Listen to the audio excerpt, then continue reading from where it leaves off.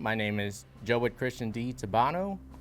I am a United States Navy veteran, and I have been with the VA for almost a year now. What drove me to join the military was actually not knowing what I wanted to do in life. I joined straight after high school. I graduated high school in May. A month later, I shipped out to boot camp up in Great Lakes. And what year was that? 2015.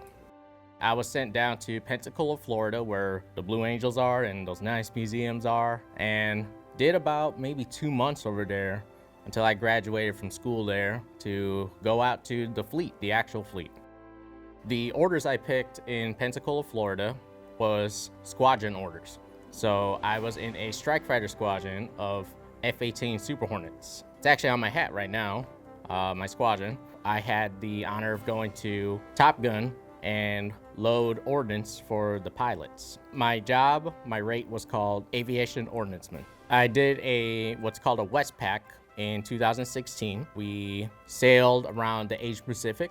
Over the 6.5 months we were on that vessel and just waiting to hit port, you're surrounded by others who you're basically stuck with. But then over time, you've seen them every single day. You know, you live where you work, quite literally, and they start to become closer to you. I thought to myself, I'm spending more time with these people than my actual family. And they became like a second family to me. I fit just right in. As long as we all did our part, we were all in it together. Are you still in contact with anybody that you served with? There is one gentleman I am still in contact with, a couple of guys actually, now that I think about it. They served on the same ship I did. They were stationed with the ship, which is called Ship's Company, but I was with the air crew, but we still chat online together. Is that important to keep in contact with people you served with? Very important, because we all of us that were on that ship, it doesn't matter, all of us who served, to be honest with you, we have seen and done things that we'll never forget. My transition to civilian life, to this day, I am still transitioning.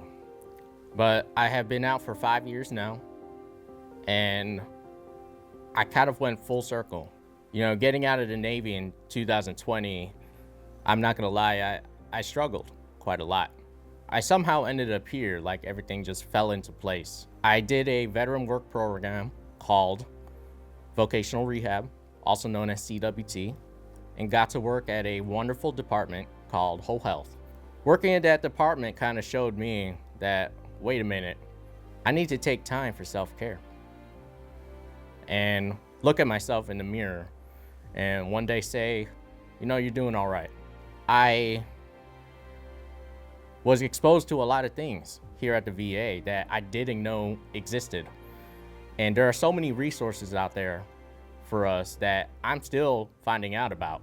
Thanks to that program, it really gave me a whole 180 and a view of the VA in itself. Not only that, that time there really saved me. After my time in vocational rehab, I had found my purpose in life. And I know that's very hard to find. I love my job right now. You know, putting a smile on someone else's face really helps me put a smile on my face. I can relate to these patients and speak a language that only we speak, you know? And when I see a smile on his face on a wheelchair, a stretcher, or even a hospital bed, that makes me very happy. I would say Veterans Day is one of my favorite holidays of the year. These brave men and women who had served our country and made the same exact oath I did. We have all sacrificed. I see these brave men and women as my brothers and sisters. I tell every single veteran I transport here at the VA that you paved the way for me. I think we all can work together to help each other out no matter what we're going through. I mean, it took me 5 years of being constantly unemployed, almost homeless in California, to find out my purpose in life, to be able to help others. That is going to bring me joy. That is going to put a smile on my face.